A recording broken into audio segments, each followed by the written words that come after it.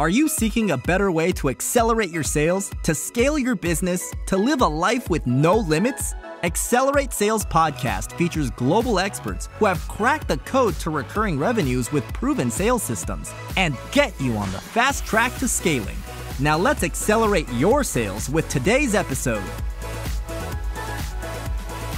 Hi, I'm Paul Higgins and welcome to the Accelerate Sales Podcast, episode number 459.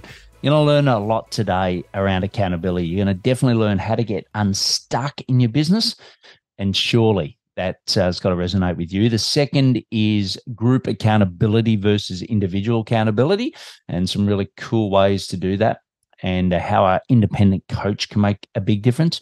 And the last thing is the grit model. So Tanya goes through that and how that can apply to get you better results. So if you're a first-time listener and you love what you hear, please subscribe. It's specifically for cloud consultants. So if you're doing consulting and deploying some form of SaaS software or platform, you're definitely in the right place. And if you're a regular, thanks a lot for listening. Why don't you send me an email, right? paul@paulhigginsmentoring.com. Let me know that you're listening.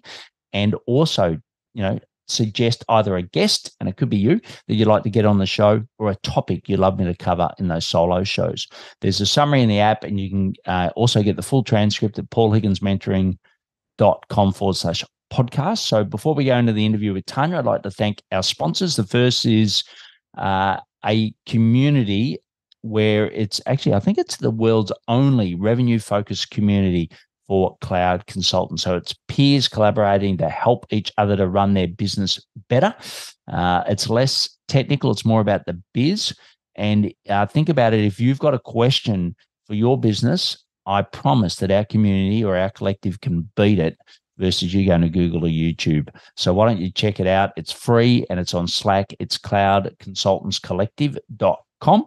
And the next is SendSpark. It's an awesome video platform that allows you to send personalized videos at scale. It's got some really cool features and highly recommend it. And the best thing is you get 6 months for free. Just go to paulhigginsmentoring.com/SendSpark. So our guest today is Tanya, and she dove headfirst into marketing world out of university, and she collected over 15 years of international experience, including a lot in the US with companies such as Nike and the US Olympics. And she talks about her abilities as an athlete and how that's influenced what she does now. Then she started her own market or her own company at the age of 25, and she grew it to $1 million in revenue in the first year. Since then, she's founded, bootstrapped, and sold 5 companies, and she enjoys running, loves traveling, and she has been in over 42 countries. She's currently on a mission to improve the success rate of small businesses. The mission is to build a platform for owners to team up and scale faster. So what I'll do now is hand you over to Tanya Alvarez from Owners Up. Brilliant to have you here, Tanya. Thank you for having me, Paul. Yeah, look, I know we go way back. You're actually on episode number 24, and we're up to now 459. Wow. So you're here a long, long time ago. Then we were talking about how to double your sales, but today we're going to talk about a different topic, which is around accountability, which ultimately, if you're accountable to yourself, that's got to help your sales, right? So in a way, they're sort of linked. But why don't we kick off with who your ideal clients are and what problems you love to solve for them? So my ideal client is B2B service-based entrepreneurs that are 6 figures up to 3 million. Right. And why that bracket? Why up to 6 million? Well, I went through that whole business journey like everybody else that they say. It's like, I can serve everybody. Yeah, you can serve everybody, but to systemize it and to get the best numbers, in the sense of having them reach their the peak and get the case studies and just have them hit their numbers, I found that is the best market for me. But it took a while, I would say, because I could perform for everybody, but then it's a lot of creating and doing, and I wouldn't have a life. And now that I have 2 kids, I definitely want a life. True. and so when's someone too early for you? Like where is the business too small? I would say because some people can make six figures in less than a year, right? If you're really hustling. I would say at least a year or two that you have some sort of leads, even if it's referrals, it's pretty predictable. I think that's where it is. Yeah. But if you're still in the where do I find my leads, not the right point. That's a whole nother mindset and belief that you have to get over, I would say. Yeah, brilliant. And some of the problems that these B2B service businesses have. Tell us about those. So with most businesses and attention spans, like even I deal with this, it's like there's so much information out there, or like you go, oh wow, that person has a really good model. Oh, maybe I should do that. But what you need is just to kind of pursue, like, you just want to get unstuck when you need it, right? And you want people to kind of like, when you're going through hard decisions, like, ooh, should I fire my team? Should I have this technology? How, like, is this sales copy? Like, I did everything. Is this sales copy resonating? And you just want a sounding board because you're too close to your business. That's what we're solving for. And so what I've noticed is like, my background is I started my first company at 25. I was really fortunate to grow it over 1 million within the first year, but I had all the weight on my shoulders. I thought I had to figure it out on my own, right? And then I would go to like conferences and do stuff. And of course, I'm not going to tell anybody what's going on. Yes. And then now you have those people in these like communities and social platforms where like it's awesome that some people are able to share everything that they're going through, but there's times when you just want an intimate group of people, 5 people, where you can actually kind of share, hey, this is what's happening to me. Like, I don't know, like we're doing really profitable and now something's going on and I'm dealing with this personally and this. And it's in such a intimate, like people who have your back and know what you're going through, that they can be that sounding board and that perspective. And the best part is there's always a coach there, because sometimes when it's not facilitated, it could go another way, right? Someone like takes over and it feels like a therapy session. So what we do is we help people get unstuck and get them to achieve their goals and not give them more tactics or anything. It's just kind of like, hey, are you doing this? Let's course correct you, and not making decisions based on like if you're in scarcity mode. So that's in a nutshell. I think every entrepreneur experiences this. Yeah, look, and if you're listening to Tanya, you're probably nodding your head saying, yes, that is me. So, we talked about accountability, right? And I know that's a key thing you do. What's your definition of accountability? What do you mean by accountability? So there's 2 types. Like if you're really clear on what you want and you have a system in place and you feel like your willpower is like, if we're going to say a cup of water, it's always filled. Yeah. That's awesome. You have a great time and you're able to go through that entrepreneur roller coaster easily. But I got to admit, even if you have the best willpower, those dips in that roller coaster are hard. Yes. And that willpower is hard. And sometimes you'll start, maybe I can move that goal. Maybe this isn't right. And you start questioning yourself. But if you are that small percentage that has that amazing willpower, yeah, accountability yourself is awesome. Now, accountability to others is a different level. But I feel like, for example, right now I'm in a stage like sports, like running and exercising has always been my thing. That's my identity. I consider myself an athlete, right? Yes. And I just had a kid, and now my little one just turned 1, and I would say my body's not optimal. From the outside, I might look like I'm fit, but for me, it's not optimal. And getting myself back to that level is taking a journey. Like I would say the willpower, I know what it does, everything. And I bought like apps. I know exactly how to work out. I know to do it, but guess what? I'm not being consistent. Yeah. So I had to set myself up for my own accountability to make sure I reach those habits. And so now I have it where I have a class I signed up for. If I don't attend, it costs me. I have a trainer, all these things to make it happen, because I know that my willpower alone, I might have some excuses, even though I know it's good for me. I know exactly what to do. So I feel that same journey could be applied to any entrepreneur. Yeah. And there's always been the carrot and the stick, right? So, you're an expert on this. I know that you run some great group programs, which we'll dive into in a little bit more, but what's the current best practice? Is it, the carrot, the stick? Is it depends on the personality. What's going to work best? And this is very controversial, but there is studies to back this off. You first started off with the stick. Yep.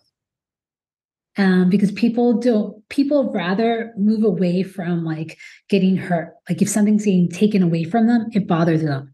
Then the reward. So they will actually go into action on that. So I would say you start doing that, then you start feeling the momentum, and then you're incentivized by carrots. But you need that momentum to get it going. So with that journey I just said, yeah, there's consequences. I have costs to it. But once I start moving, I won't need that. Then it's accountability on my own because I already got that momentum, that feel, and I'm doing well. Yeah. And what are some examples of some of the clients you worked with, and what are some of the consequences? Oh, we go all. So I basically do the consequences based on their personality and what really affects them, like what could get them to move. The whole goal is to get them to move. So one could be charging them a revenue amount. Another one could be singing a song in their social media or in the group context. Another could be paying a certain amount of money to a charity that they don't believe in. So all these things, it has to be something where it feels like it's hurting, because if it's too much fun, it's just like, oh, I'll do it. It doesn't matter. And if some people do charities that they like, but it's like, great, you'll be like, oh, I'm giving money to this charity. So you have to play around with the person and how it is. And then it's the fascinating part is like, say Paul is like, hey, you want to achieve this. You want to achieve, I don't know, in 90 days, this much sales. And I was like, okay, you have to do these actions. Yes. And then all of a sudden I give you a consequence and you're like, no. That already tells me that you believe you're not going to follow through. Yes. Yeah.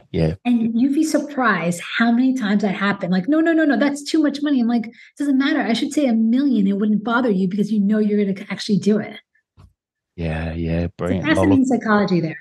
Yeah, and as you listen to Tanya, I wonder what's going through your head. Certainly for me, it's golf. I'm a golf fanatic. It's summer here in Australia. I love my golf, and I know that if you said you can't play golf unless you do this, that's a real consequence for me. So whatever that is for you, and why don't you, go and on LinkedIn, we'll have Tanya's details there. Connect and share with her on LinkedIn what that consequence is. I know she'd love to do that. So that's sort of, some of the consequences. Tell us a little bit how the group accountability works. I know you run groups, you've got a program. Tell us a little bit of an insight into that. Holding yourself individually accountable is not going to cut it. You need more support. So that's interesting. So let's go back to that golf instance. So would you be strong enough to say it's a beautiful day out and you missed it by maybe, I don't know, two things? I actually don't like the outcome goals. I like you actually have to do the actions. But let's say you missed a day. Yes. It's a beautiful day. Everyone's golfing. Do you not do it? Would you said the consequence that you're not going to play golf because you do it, or B, you're like, hey, I just missed it by one. Let's be honest. I'm a very, very disciplined and tenacious person. So if I set a goal and I don't meet it, it would be like, no, but that would be killing me inside, right? Because we have nothing like you guys in the US. I know that some of you are actually going some terrible blizzards at the moment. Our winters are cold and they're not nice to play. So every missed sunny day is I feel that, I'm running out of opportunities this time of year. So yeah, look, but I'm very tenacious and disciplined, and it's for me, I don't know if it's chicken or an egg, right? Like I was born with a inherited disease, so I've always had to fight in life, right? There's always been that fight. So so if I did it, I would, but the problem is I don't do it, right? So I know that it's a consequence, but as my own individual, I could do that tomorrow, but I don't do it, right? So that's where I think I would need the support. But once I publicly said that that's what I do, I would definitely do it. Like, for example, I do stretching morning and night, and I have it in a habit tracker and I don't miss it. And like last night, it's like, God, this must be so boring. I'm thinking in my head, this is so boring. I do this damn thing every night, but but I know I've got to tick off my thing and I know I've got to commit to do it. So I will do it. Have you missed a day yet or no? No, no. And what keeps you motivated? I'm like, because right now I'm on this Duolingo and it's just a streak. And I'm like, how come I haven't broken the streak? Yeah, look, I think it's that. It's the outcome, i.e., for me, I know that if I get my body in great flexibility, I'm going to play better golf, right? And I want to play better golf.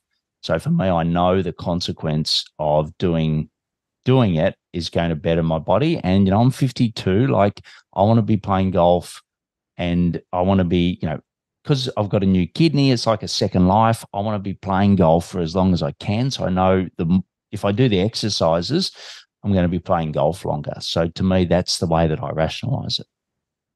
I like it. So you have a big why and a reason. Yeah.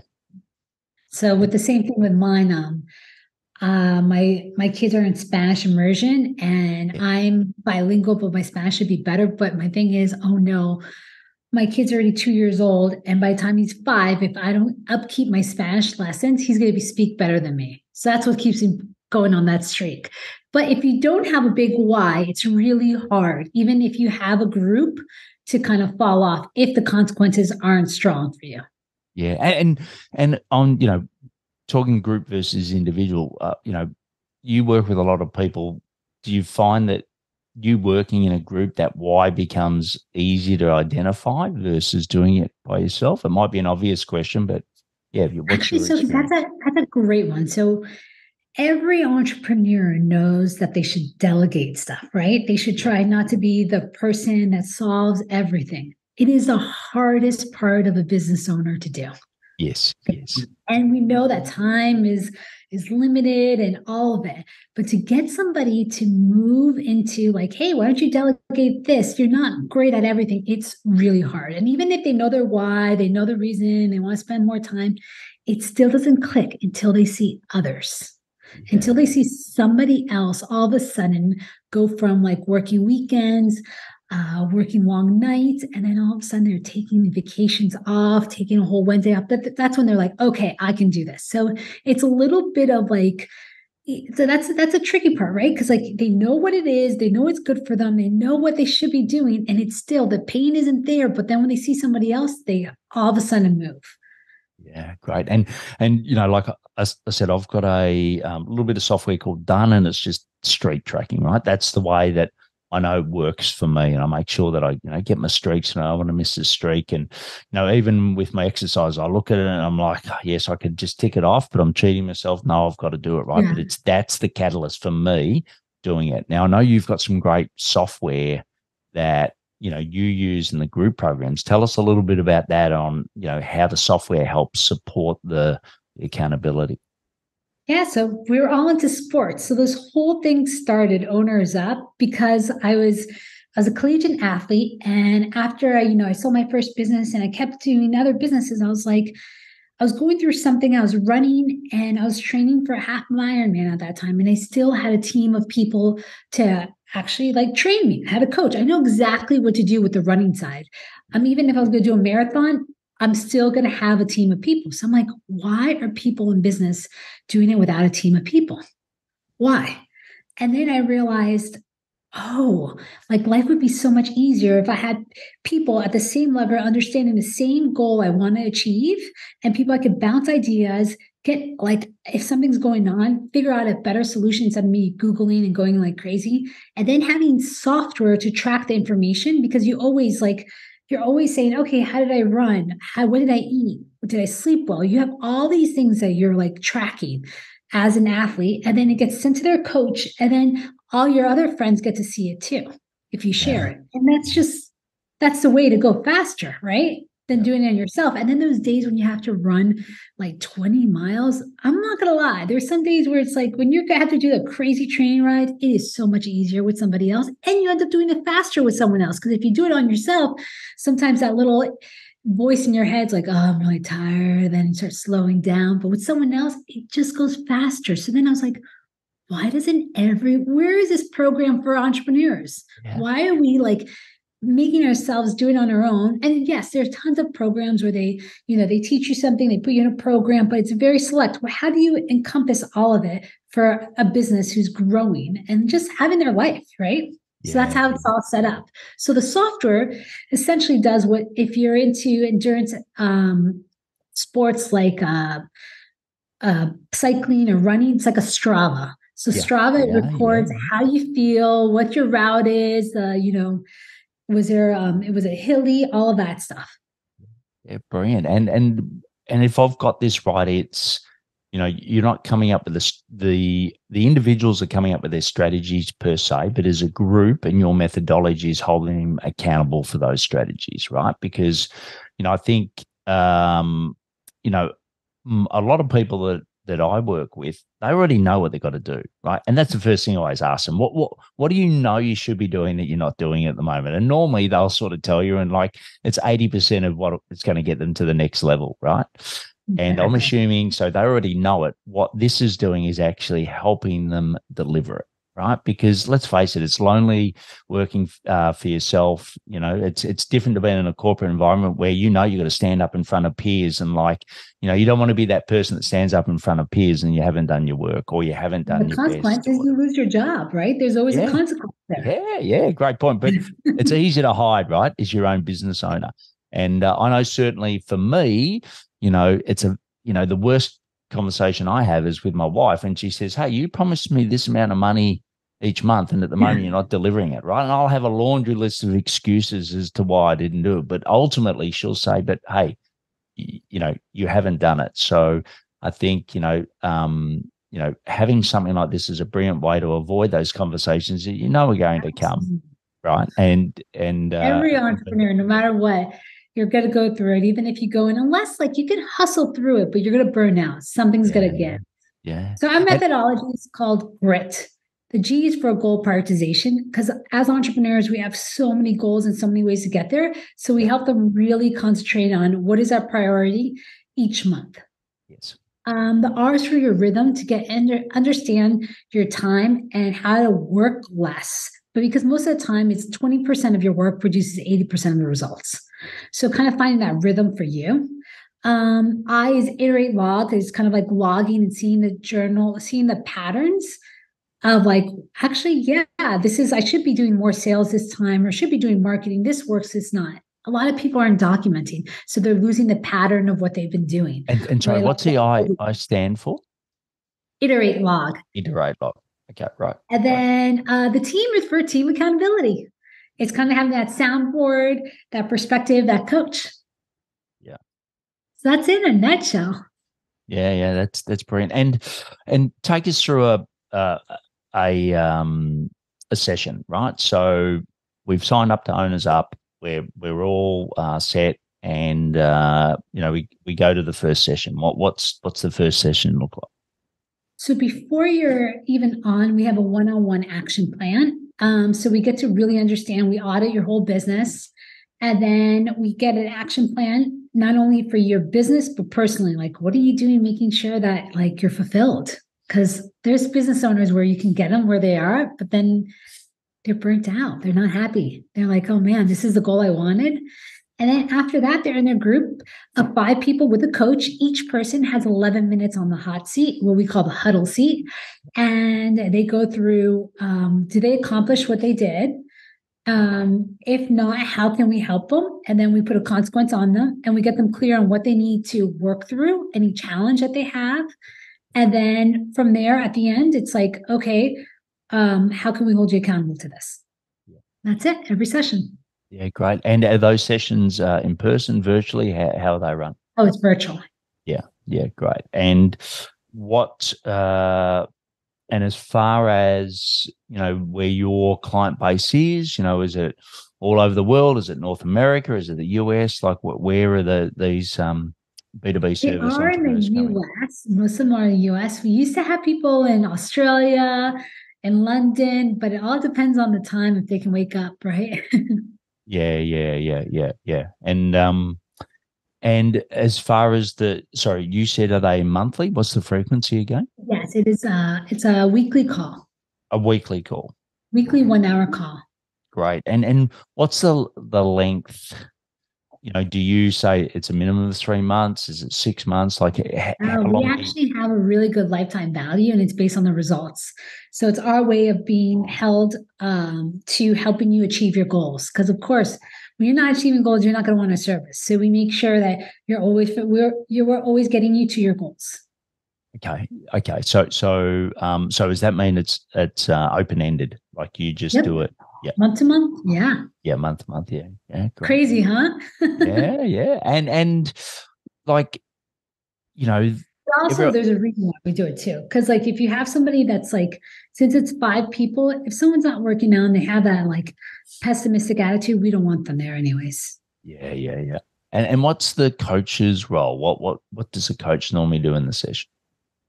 The coach is really the person who's giving those hard conversations. Because let's be straight, nobody likes to hold someone else accountable, and nobody likes to be accountable, and nobody likes a tough love. Yeah. Kind of like, hey, Paul, you kind of said this, or you da da da da da. Like, but they do it in a fun, playful way because nobody wants to be reprimanded either. Yeah. So it's a making sure that you actually get things done and you're not leaving. A lot of I feel like masterminds, you come up and there's tons of ideas, right? And you're just like, oh my God, what am I doing? What should I do first? But it's getting you to actually take action. I would say that's a big difference. Can you buy the software separately, or is the software only available through the program? It's only available through the program. We haven't done it. It's a good idea. People have approached us, but I haven't decided to go that far. Yeah. Yeah. I was like, do I have coaching or a SaaS? And I was like, I like the coaching part. That's my passion. It just so happens I have software. Yeah. Okay. Great. And you have lots and lots of sales calls with people like us. What's the biggest turning point you find? Like, because we all know we need more accountability. What's the is there any pattern as to when people actually decide to say yes, enough is enough, or whatever? Like, you're in a lot of these sales calls. What do you see? So when I'm in a sales call, when do they have enough? I think people are searching for us, not when they're looking for a program, more of like when they're stuck and they need perspective. Yeah. Right. And then we've all been there. Like all of a sudden you're like writing this copy and you're just like, it's not there. And then you just want that sounding board without explaining everything you do each time you're stuck.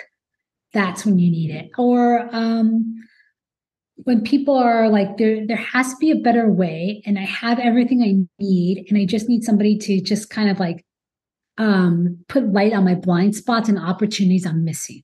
Because sometimes you could be so laser focused that you miss so many opportunities, and it's right there. And you just need an outside perspective. For example, my first company was a marketing company.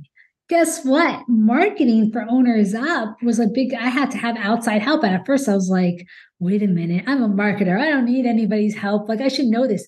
But it was so hard doing my own marketing. So it's like, sometimes it's what you're really good at. You need kind of like other people's perspective on. Yeah, yeah. And I think you summed it up beautifully before. It's like, with sport, that you've got a team, and that team holds you accountable, and that coach plays that role to hold you accountable.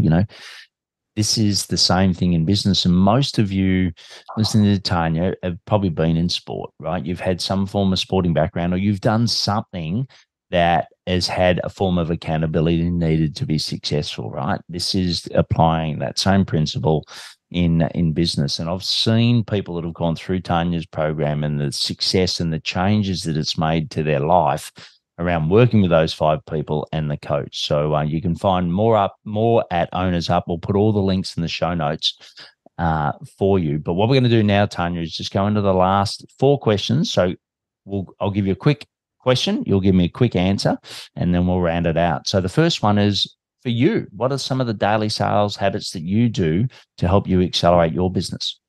I make sure that I have a whole system on the follow-up. I think everybody always concentrates on the beginning sales conversation. I would say set yourself up for before the sales conversation. So when they book the call, and then after the follow-ups, in the sense of like after they book the call, so you have a list of like case studies and testimonials, like get them prepped before the call, and then after they have a conversation with you. Brilliant. And for you, where do you learn more about sales? Lately, it's been books and podcasts. And it's not one particular podcast. It's just, I listen to yours. I listen to a bunch and I really get a lot of gems out of it. Sometimes it's just like a reminder. You're like, oh, yes. How did I forget that one?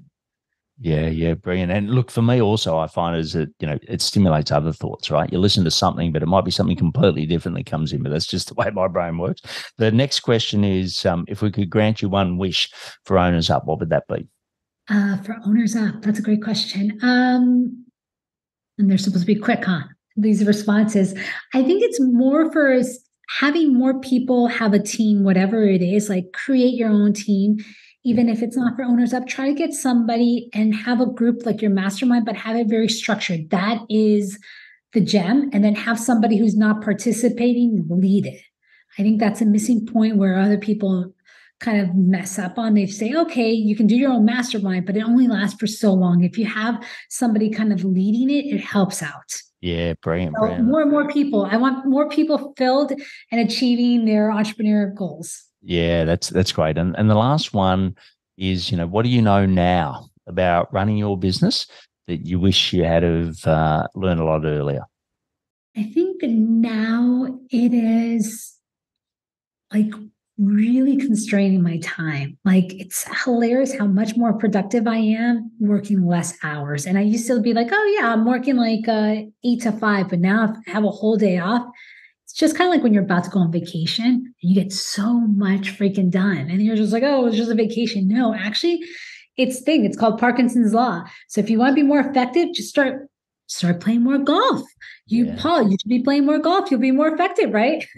There's no constraint. Yeah, look, it's so true. And also, having 2 children and a daughter under 1, that's going to certainly help as well. There's, I think John Lee Demas always talks about the baby effect, right? And I think that's very true. All right, look, I haven't heard about the baby effect. Yeah, so the baby effect, normally when you have a baby, you've got more to work for because you want to, have more for the child and support them, but also you've got less time in general, right? So normally you're then focusing on the 80-20 that you spoke about before, right? You're focusing on that 20% of activities that you really need to do rather than the things that you should do or the things that you can do but you really shouldn't be doing. So that's what John articulates in his podcast. So look, it's been brilliant having you on. Like I said, we'll have all the links and everything in the show notes. You can go back and check out episode 24, which is at the very start where Tanya talks about sales. There's some great things in that, but this is episode 459 of the Accelerate Sales podcast. And Tanya, thanks for coming and sharing your knowledge today. Thank you for having me. It was awesome. I love that interview with Tanya, and you can tell that we're friends from way back. So it was a really good conversation, but it's a really important topic, right? And I get so many cloud consultants that come and see me that are stuck. And I think this is a great solution and great accountability. So, and I love the fact that she said, talk about more about the consequences to begin with. And I think I'm, got some consequences around golf that we discussed that I'm going to have to implement. But share what your consequence is, right? I mentioned in the interview, share it on LinkedIn with Tanya, and also thank her for what she gave in this interview. And you can get a summary of the show notes on the app you're listening to. You can get the full at paulhigginsmentoring.com/podcast. It's episode 459. And why not share it with some friends, right? I think this accountability topic is spot on. We've come out of COVID. Now it's back to work time. You might be struggling, but also so may some of your friends. So share it with them. They'll think you're an absolute rock star for doing it. Check out our solo shows. And if you're scaling your cloud consulting business and want a fantastic blueprint to make sure you're on the right track, just go to paulhigginsmentoring.com/blueprint. And it's an ebook and it's free and it's going to help you a lot. And finally, please take action to accelerate your sales. I'm fired up after today's episode. What about you? But hey, before you go, learning is just one piece of the puzzle. Now it's time to put today's strategy into action. Head over now to today's show page at paulhigginsmentoring.com/podcast and share how you'll put it into action. Be sure to head over to your favorite podcast platform and subscribe, rate, and review the show. Tell me what your favorite episode is. And don't wait 1 minute more to gain access to your pulse check at paulhigginsmentoring.com. This could be the difference between struggling to get more leads and making this next quarter your best one yet.